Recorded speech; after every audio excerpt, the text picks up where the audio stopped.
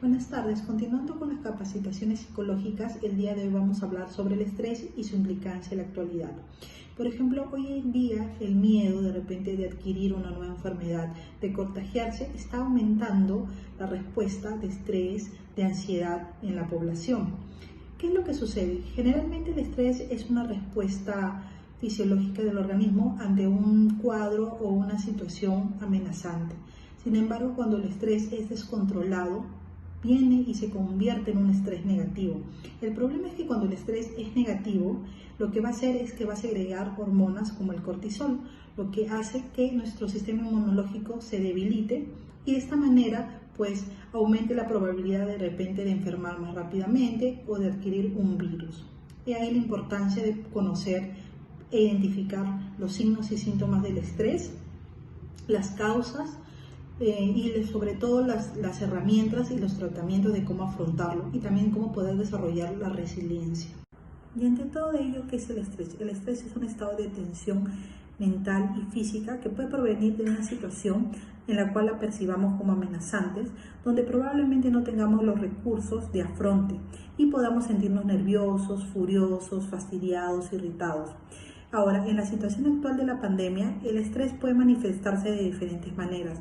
Por ejemplo, con cambios de hábitos de alimentación, cambios en nuestras horas de sueño, en cuanto a la energía y la vitalidad, porque nuestras horas de sueño se van a ver afectadas no solo en cantidad y en calidad, también las enfermedades crónicas o mentales pueden agravarse y también puede haber un mayor consumo de sustancias. Generalmente cuando hablamos de estrés, las personas lo asociamos a cosas negativas y el día de hoy vamos a aprender que existen dos tipos de estrés, el estrés positivo que es el eustrés y el estrés negativo que es el distrés. Cuando hablamos del estrés positivo que es el eustrés, nos referimos a una sensación de apremio que se activa para obtener respuestas más estratégicas. Por ejemplo, cuando de repente nos enteramos que vamos a dar un examen, digamos, esa sensación nos permite dirigirnos a la acción de poder estudiar, de poder prepararnos y de esta manera tener un mejor desenvolvimiento y de manera indirecta nosotros manejamos la situación. Lo que sucede contrariamente en el estrés negativo, que ¿qué es lo que pasa? Que definitivamente esta situación es tan amenazante que va a sobrepasar nuestros recursos y nuestra capacidad de afronte y lo único que va a terminar generando es desgaste emocional, cansancio, porque obviamente va a ser algo que no nos va a permitir sentir la seguridad que lo podemos superar y por ende vamos a sentirnos frustrados, tristes, nerviosos ante esta situación amenazante y abrumadora.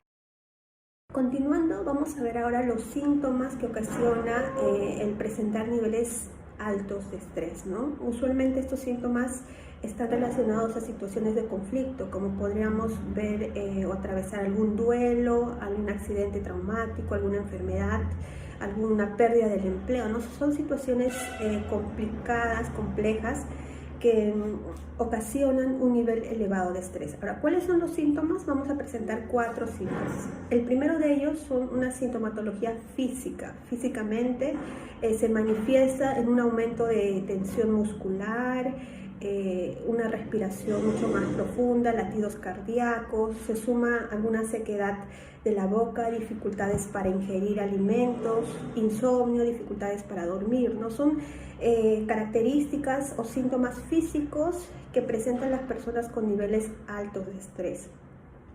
Otro de los síntomas está relacionado a nivel cognitivo, quiere decir a nivel de los pensamientos, ¿no? Las personas con niveles altos de estrés o con estrés presentan constantes preocupaciones, pensamientos negativos, olvidos, desorganizaciones y también la incapacidad para enfocarse. Y usualmente suelen enfocarse más en ideas negativas, ¿no? En pensamientos nada optimistas. Otro de los síntomas también es mencionar la parte conductual. Así como hay una sintomatología física cognitiva, también hay una sintomatología conductual que se puede experimentar en cambios del apetito. Comienzo a comer más o mi apetito puede disminuir, posponer nuestras responsabilidades que tenemos, ¿no? Nuestra conducta también cambia, se ve alterada producto de los altos niveles de estrés que podamos estar atravesando. Y finalmente podemos mencionar una sintomatología emocional, ¿no? La persona muestra de repente una baja tolerancia a la frustración, se siente que puede perder la capacidad de repente de poder controlar los problemas, hay una gran preocupación, angustia, y lo cual no le ayuda a poder manejar esas situaciones estresantes. Bien, vamos a ver ahora los factores relacionados con el trabajo que pueden contribuir al estrés.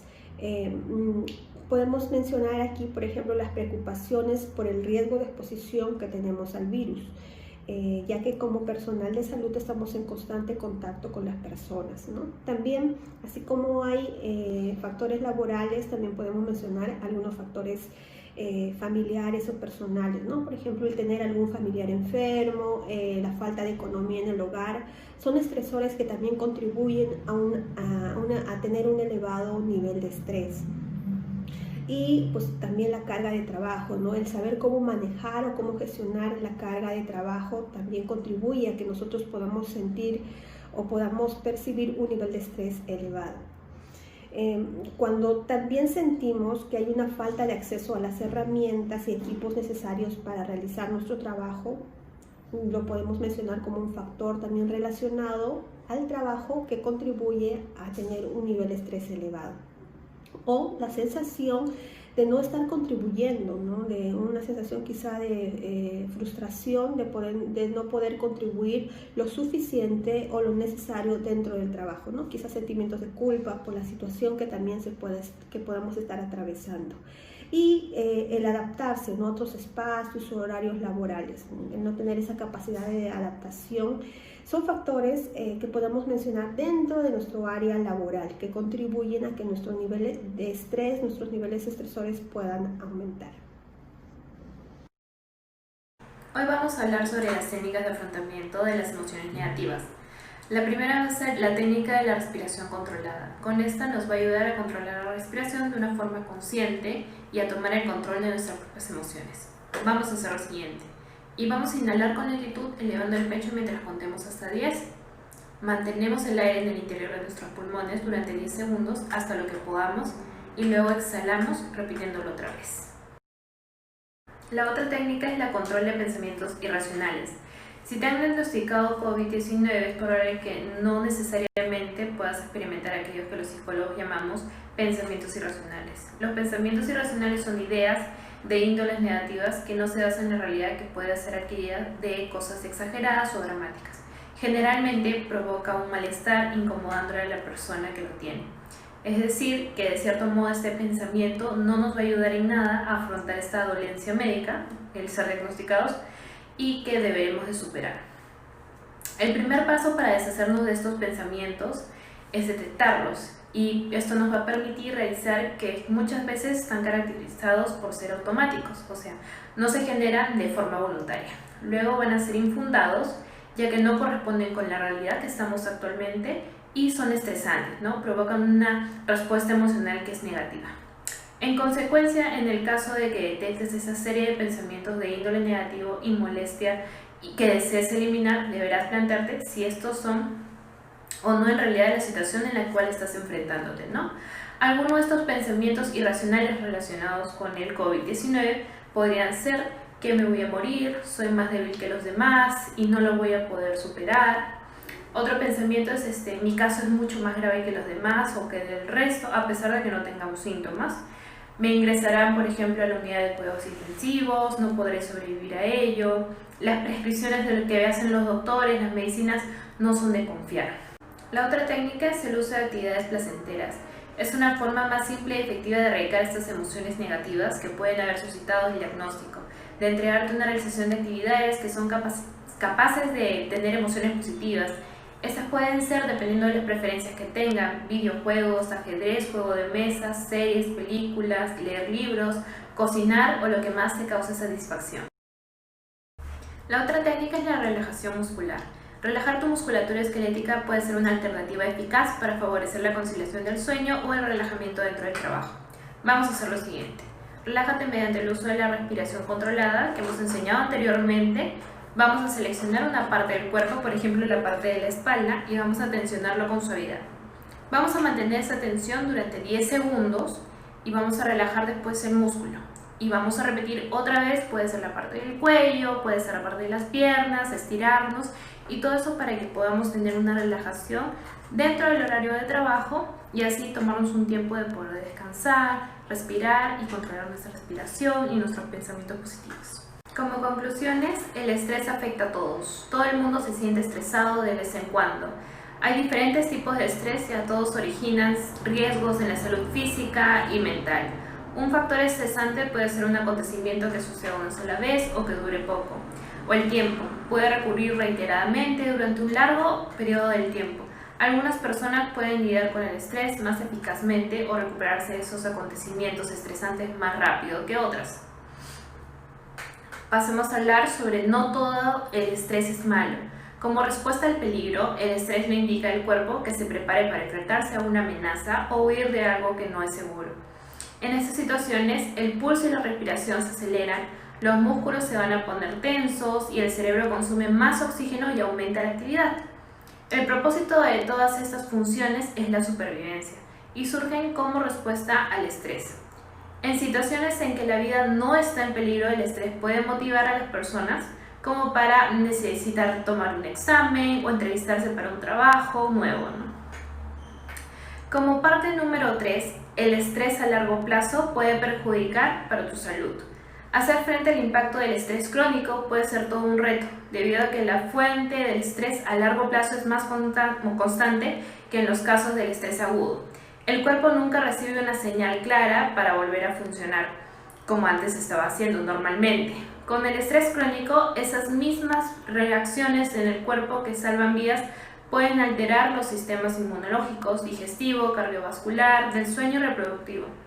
Algunas personas experimentan principalmente síntomas digestivos, ¿no? Dolores en el estómago, dolores de cabeza, sentir tristeza o enojo o mostrar irritabilidad. Con el tiempo, la tensión continúa y lo cual produce que el estrés en el cuerpo pueda contribuir a problemas más graves de salud, como enfermedades cardíacas, problemas arteriales, diabetes y otras enfermedades, incluidos también los trastornos mentales de ansiedad y de depresión. Vamos a hablar sobre algunos consejos para desarrollar la resiliencia y sobrellevar el estrés laboral. Vamos a comunicarnos con nuestros compañeros, nuestros empleadores, sin descuidar el distanciamiento social para identificar qué cosas nos están causando estrés y poder trabajar juntos en ello para las soluciones. Mantengamos conversaciones, así sean francas, sobre la pandemia y lo que está afectando en el trabajo. Todos deben comunicarse claramente sus expectativas. Identifique las cosas sobre las que no tienen control y haga lo mejor que pueda con los recursos que tiene usted a su disposición.